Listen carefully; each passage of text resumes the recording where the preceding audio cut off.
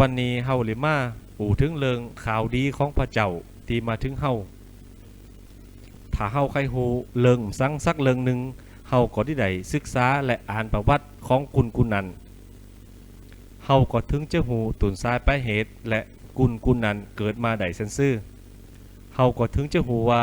กุนนั้นมีพี่น้องนังกันกี่กุนและเขาได้สร้างคุณงามความดีสังหือกับบ้านกับเมืองพองก็เหมือนกันแหละพี่น้องถ้าและเฮาใครฮู้เรื่องของพระเจ้าเฮาก็ได้อ่านพระคัมภีร์นำธรรมของพระเจ้าถ้าเฮาได้อ่านพระคัมภีร์นำธรรมของพระเจ้าแล้วเฮาก็ได้ฮู้เป้าหมายจุดหมายของพระเจ้าตีใครคือเฮาฮู้เรื่องของพระเจ้านั้นเพราะว่าพระคัมภีร์หรือปอบหนังสือเล่มนี้ปิ้นกำปากของพระเจ้าพระเจ้าองค์นี้ปิ้นพระเจ้าพระวิญญาณพระเจ้าต้องการเข้าปะอาหารและตีอยู่พระเจ้าองค์นี้มีการเกิดแก่และเจ็บตายและพระเจ้ามีพยาธิโลกาสังสักอย่างพระเจ้าองค์นี้มีตีสินสุดพระเจ้าองค์นี้ปิ้นพระเจ้าตีอยู่ในโลกจักรวาลนี้กูหุนกูแหงพระเจ้าองค์นี้ปิ้นพระเจ้าองค์บริสุทธิ์มีความฮักและมีความอินดูกุนทุกคุณที่อยู่ในโลกนี้พระเจ้าก็มีความฮักคือกุนพระเจ้าองค์นี้ปิ้นพระเจ้าตีสื่อตรงสื่อสัตย์ว่าอันไหนมีอันนั้นพระเจ้าองค์นี้มีฤทธิเดชและจะอยู่ในโลกนี้ไปตลอดเมื่อเริ่มต้นมีโลกและจักรวาลนี้พระเจ้าได้สร้างเทวทูตเทวทูตที่พระเจ้าสร้างนั้นก็มีหลายเพื่อจะได้เอาไว้ปิ้นตีรับใจของพระเจ้าในทูตของพระเจ้านี่ก็มีทูตองค์หนึ่งชื่อลูซิเฟอร์ทูตองค์นี้ได้ตั้งโตเป็นใหญ่และขยายเหมือนกับพระเจ้าทูตองค์นี้ก็ได้ทำสิ่งติ่มดีกับพระเจ้าพระเจ้าฮู้แล้วก็ได้ไล่ทูตสวรรค์หมู่นี้ลงมาจากเมืองฟ้ามาอยู่ที่พื้นดินโลกและจากเวลานั้นทูตสวรรค์ที่ชื่อลูซิเฟอร์นี้ก็ได้มาเป็นผีมารซาตานหรือว่าผีมารซาตานและลูกน้องของมันเฮ็ดทุกสิ่งทุกอย่างเพื่อจะหืนพระเจ้านั้นเสียหายทูตสวรรค์เหล่านี้มีอำนาจติมต่อพระเจ้าพระเจ้านั้นได้สร้างคุ้มมรณะขึ้นเพื่อที่จะหือปิ้นตีอยู่ของผีมารซาตานและลูกน้องของมันและต่อมาพระเจ้าก็ได้สร้างโลกชมพูเฮานี้ทุกสิ่งทุกอย่างก็เกิดขึ้นกับกำปากของพระเจ้าพระเจ้าได้ปากออกไปทุกสิ่งทุกอย่างก็ได้เกิดขึ้นตามกำปากของพระเจ้าและพระเจ้าก็ได้กล่าวว่าเฮาลิสร้างกุนตามแบบของเฮาได้สร้างเหมือนกับพระเจ้าและพระเจ้าก็ได้เอาดินมาปั่นและได้เป่าลมหายใจของพระเจ้าได้เข้าไปในหูดังของกุนนั้นและกุนนั้นก็ได้มีชีวิตขึ้นมาและมีจิตวิญญาณและกุนนี้พระเจ้าก็ได้ตั้งชื่อว่าอาดัมและต่อมาพระเจ้าก็ได้บอกกับอาดัมว่าเจ้าอยู่กุนเดียวก็มองและเฮาก็ได้สร้างกุนแถมกุนหนึ่งคือมาปิ้นกูของเจ้าหือจอยกันดูแลกันและพระเจ้าก็หือกุนใจที่ชื่ออาดัมนั้นนอนหลับไปและพระเจ้าก็ได้บิดเอาดูขี่ขางของกุนใจกุนนั้นและพระเจ้าก็ได้เอาดูนั้นมาแป้งไม่ยิงกุนหนึ่งขึ้นมาชื่อว่าเอวาและพระเจ้าก็ได้ปั้นป้อนหือกุนตึงสองคือมีลูกหลายติมบ้านติมเมืองเริ่มแรกสร้างโลกพระเจ้าก็ได้สร้างกุนสองกุนนี้ปิ้นตุนตระกูลของกุนเฮาตึงโลกพระเจ้าก็ได้ฮักเขาตึงสองกุนและพระเจ้าได้สร้างโซนหนึ่งชื่อว่าโซนเอเดนโซนนี้เจ้าของว่าเป็นโซนอุญญาณคือเขาตึงสองมีความสุขใจชีวิตอยู่ในโซนนี้มีความทุกข์ยากลำบากพระเจ้าก็ได้อยู่กับเขาตึงสองก็มีความสุขสบายอยู่ในโซนเอเดนนี้พระเจ้าก็ได้สร้างก้อใหม่ขึ้นมาสองก้อปิ้นก้อใหม่ที่มีชีวิตไผได้กินมักใหม่นี้แล้วก็จะมีอายุยืนยาวตลอดไปและมีแถมก้อหนึ่งพระเจ้าก็ได้สั่งห้ามเขาตึงสองว่ามันต้องกินเนอถ้าสู้ตึงสองกินแล้วสู้เจ้าตึงสองจะตายแน่นอนและต่อมาผีมารซาตานก็ได้อยู่ในงูนั้นก็ได้เข้ามาหาเอวา และงูก็ได้บอกกับเอวาว่าแต่ที่พระเจ้านั้นมือสู้กินมักไม่ตุนนี้และนางก็ได้บอกกับงูว่าพระเจ้านั้นหือกินตุนไม่ได้กูกอมักไม่ตุนไหนก็กินได้แต่ยกเว้นไว้กอเดียวตุนไม่ตุนนี้พระเจ้าหือกินหน่วยมั่นถ้ากินแล้วจะตายและงูก็ได้บอกกับแม่หญิงนั้นว่ามันใจกล้าถ้าได้กินตุนไม่ตุนนี้แล้วตาก็ลิแจงขึ้นและสู้ก็ลิปิ้นเหมือนกับพระเจ้าแม่หญิงก็ได้ฟังกัมภีร์มารซาตานและได้บิดมักใหม่มากินและเมื่อนางได้กินแล้วอาดัมมาก็เอาหืออาดัมกินแถมอาดัมหับมาแล้วก็ได้มากินและตึงสองกุนก็ได้กินมักใหม่ที่พระเจ้าได้ห้ามนั้นและจากวันนั้นความตายก็ได้เข้ามาหาเขาตึงสองพ่อแม่และความบาปครั้งนี้ก็ได้เข้ามาและถ่ายทอดมาถึงเฮากูกุนจนถึงกูวันนี้และเฮาตั้งร้ายก็สืบเจือซ้ายมาจากอาดัมและเอวาและเฮาคุณก็ได้ห่างไกลจากพระเจ้าไปคุณเฮาทุกคนก็จะต้องตายและจิตวิญญาณของเฮาก็ได้ไปตกอยู่ในหมอนรกคุณทุกคุณเฮาก็จะต้องตกหมอนรกเพราะความบาปของเฮามีไผปุนใดถึงเขาสองกุนจะเจอฟังพระเจ้าแต่พระเจ้าก็ยังหักเขาอยู่พระเจ้านั้นใครหืออาดัมและเอวานั้นไปปิ้นขี่ขาของผีมารซาตานพระเจ้านั้นมีความหักต่อเขาอยากให้เขาสองกุนนั้นตกหมอนรกและพระเจ้าก็ได้มีกรรมสัญญากับเขาว่าต่อไปในวันตั้งหน้าจะมีกุนมาจอยกุนนี้จะมาจอยหือเฮากูกุนนั้นปุนจากบาปกรรมและปุนจากผีมารซาตานพี่น้องที่ฮักอาดัมและเอวานั้นได้เลิกคุ้นตังของโต๊ะเก่าเขาไม่ได้ฟังกรรมของพระเจ้า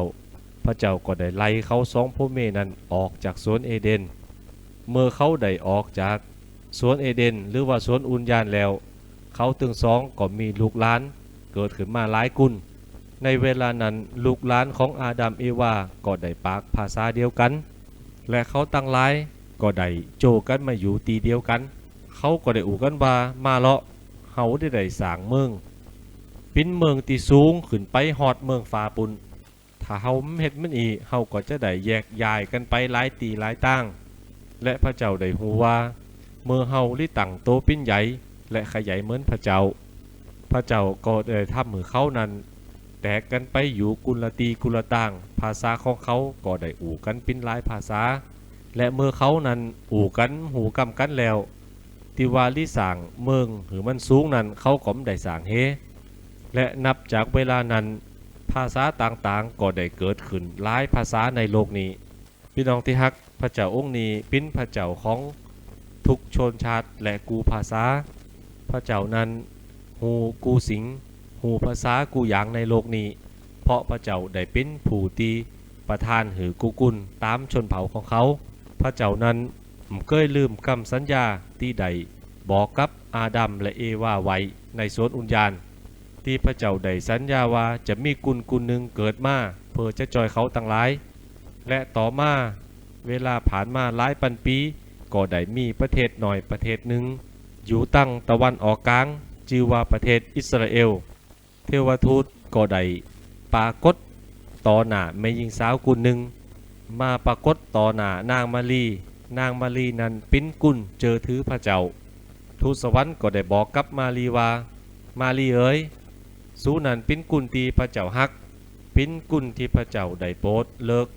ที่จะหือพระวิญญาณบริสุทธิ์ของพระเจ้านั้นมาอยู่เนื้อสูและฤทธิเดชของพระเจ้าจะปกป้องรักษาเจ้าฉะนั้นแล้วลูกที่จะเกิดมาขอหือได้ตั้งชื่อว่าเยซูนั้นเป็นพระบุตรของพระเจ้าและนางมารีก็ได้กล่าวว่า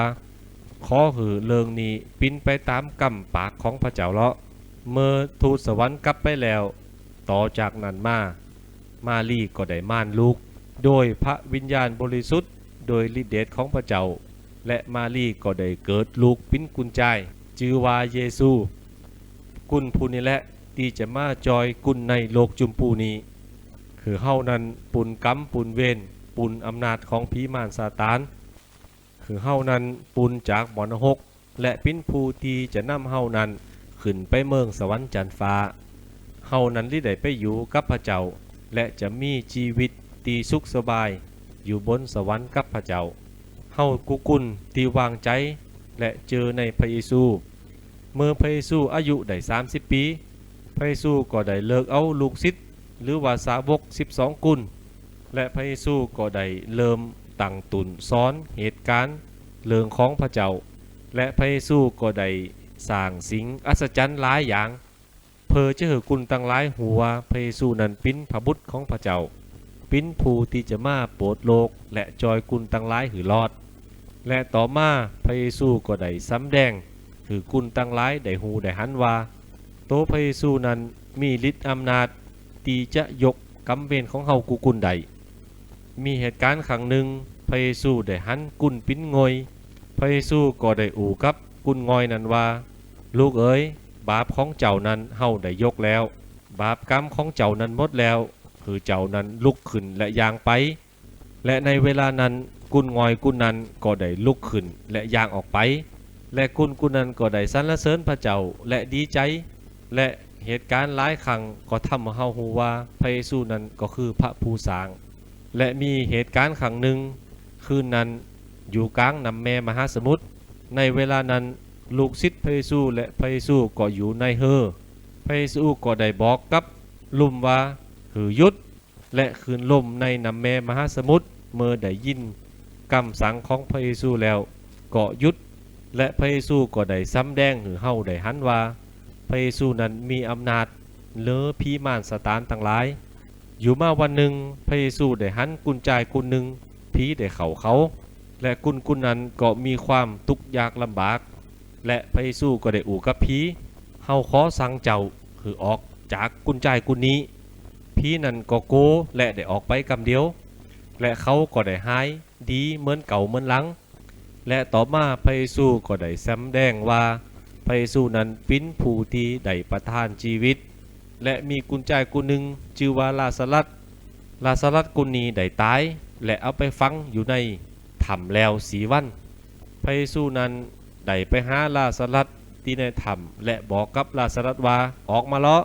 ลาซารัสกุลที่ตายก็ได้ลุกขึ้นและย่างออกมาและลาซารัสก็ได้หายดีและพระเยซูได้ใจเวลา3 ปีปลายในการประกาศเรื่องราวของพระเจ้าถึงเรื่องแผ่นดินสวรรค์ของพระเจ้าและพระเยซูก็ได้สร้างการอัศจรรย์หลายสิ่งหลายอย่างต่อหน้าสาวกลูกศิษย์และต่อหน้ากุลทั้งหลายการที่ได้บันทึกเรื่องราวทั้งหลายเหล่านี้ก็เพื่อเจ้ากุลเฮานั้นเจอว่าพระเยซูนั้นเป็นลูกชายของพระเจ้าและเมื่อเฮาได้เจอถือพระเยซูเป็นพระเจ้าแล้วเฮาก็จะได้เป็นลูกของพระเจ้าและต่อมาพระเยซูก็ได้ถูกทหารนั้นจับไปตึงบนไม้กางเขนหรือว่าไม้ว่ามือเรื่องนี้เกิดขึ้นก็เพื่อความบาปผิดของกุลทั้งหลายเฮาเมื่อพระเยซูได้ตายบนไม้กางเขนแล้วเขาก็ได้เอาศพของพระเยซูไปฝังไว้ในถ้ำและในวันที่3พระเยซูก็ได้ฟื้นขึ้นมาหลังจากพระเยซูได้ฟื้นจากความตายแล้วในวันที่3เรื่องที่พระเยซูได้ตายและก็ได้ฟื้นนั้นทำให้สาวกและกุลทั้งหลายได้หันว่าพระเยซูได้ตายและได้ฟื้นขึ้นมาและเมื่อฟื้นขึ้นมาแล้วก็ได้อยู่กับสาวกได้อยู่40 วันอยู่หนังกับลูกศิษย์ของพระเยซูและได้เหาะขึ้นไปบนเมืองฟ้าต่อหน้าต่อตาลูกศิษย์และกุลทั้งหลาย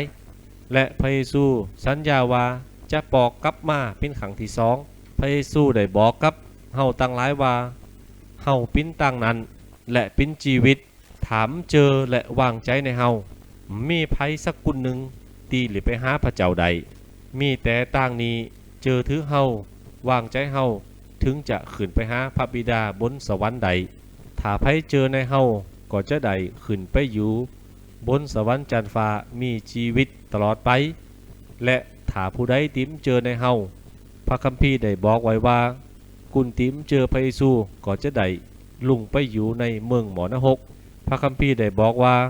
พระเจ้าได้ฮือพระบุตรองค์เดียวของพระเจ้าเข้ามาในโลกนี้